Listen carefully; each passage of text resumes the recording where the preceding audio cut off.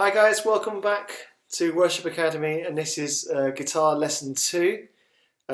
So last week we worked on some chords for Our God is Greater. We worked on some basic strumming, we looked a little bit at tuning, and we worked through the song itself. So this week I want to build upon that. I want to focus on some details to pick up some feedback that I had from you as well. And so I'm just before you do that, if you're new to this class, so I believe Eric is new to the class, and there may be some others. If you're new to this class, I have a set of beginner guitar lessons videos which you can work through after doing this intro video. If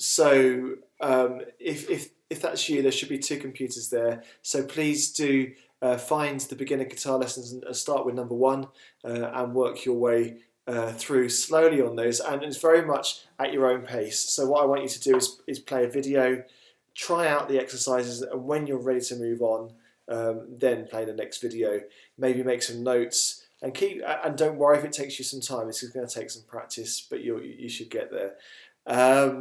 So that's very much there for anyone. So it's obviously not just for those who are beginners, but if you'd like to review the basics again, review things like fret positioning and some basic chords, and there's a whole lot of different things on there, parts of the guitar, then please do get on there. It does tell a bit of theory at the beginning before getting into the actual playing the guitar, but all this stuff is essential for me or the other guitar teacher at giving you information and for you to understand what we're saying when we say put a hand on the neck, or if we're saying play the A string, then you know what we're talking about.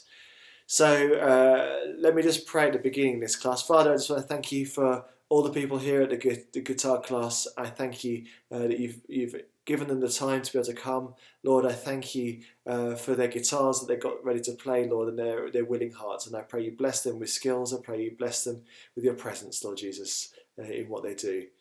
Amen.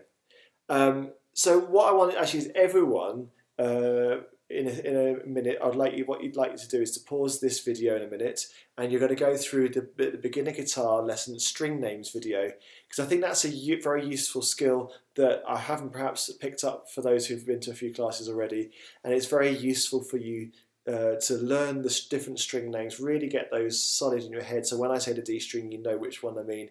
It's a lot easier than me saying sort of 6, 5, 4, 3, 2, 1, and different people have different numbering schemes. So if I just give you the name of the string, then you'll understand what I'm talking about.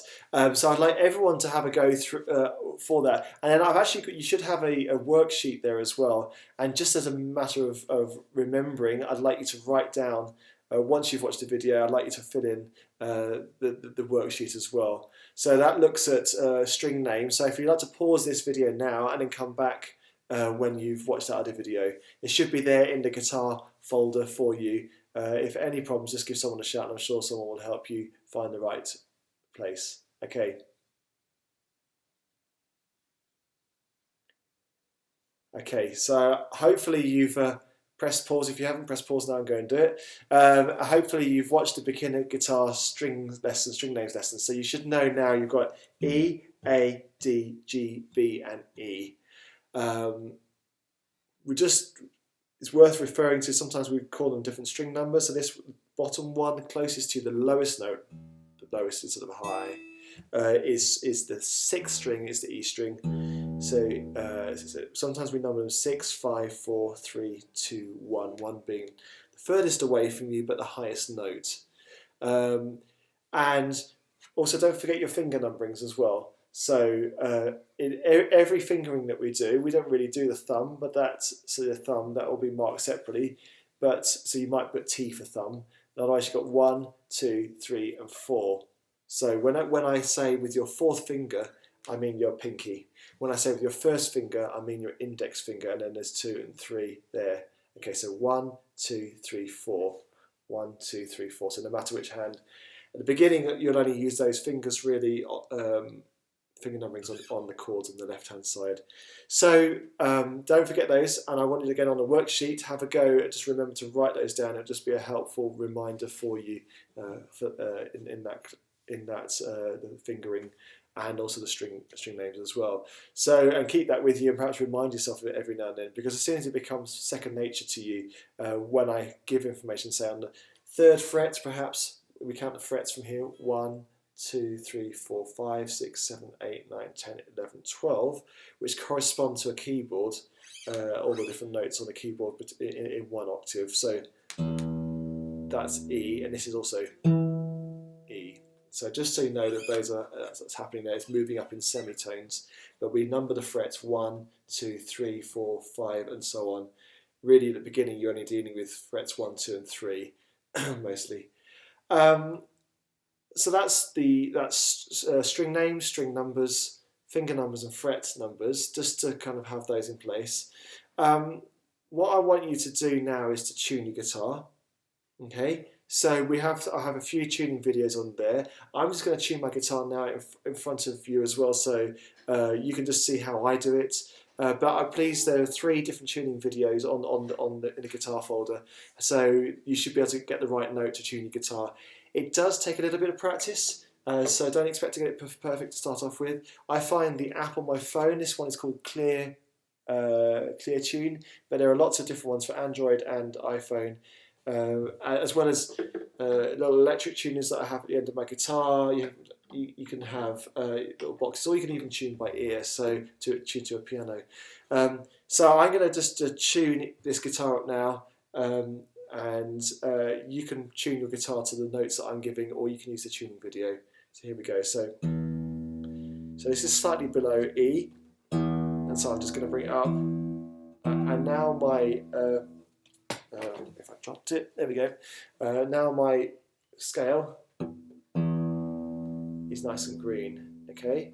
So what I was doing in my left hand, as in the tuning video you've seen, often come from below and tune up to it. It stretches the string slightly less when you do that. The next string is the A string, and it says it's slightly flat, which means slightly below the A. So what I want to do is just adjust it until now it's on my scale here. It's nearly green. Just adjust it there. In fact, it is green there. Next one is the D string.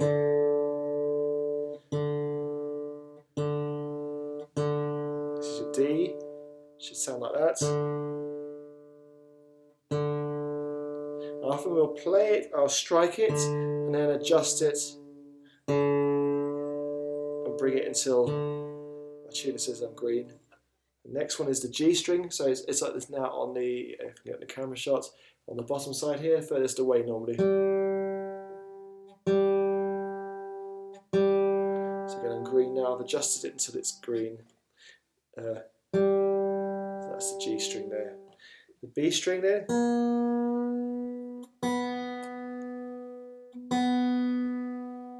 So go below again if it's slightly too high. And strike it, and adjust. So hit the string and then bend it. So tune it, twist the key at the end. And then that's the B, and then I can see it's green on my dial on here. So that's just some basic tuning, but please do use the tuning if you're not in tune with me there. Then please do use the tuning guide video for that. What I'll often do at the end of tuning is play a few chords, because sometimes even when I got it exact on there, it doesn't sound quite right. Sometimes by tuning the top string, it's bent the neck slightly, and so brought the lowest string out of tuning again. So sometimes you have to tune it a couple of times. So I might play a G, I might play a D, I might play a C, and think, okay, does that sound alright?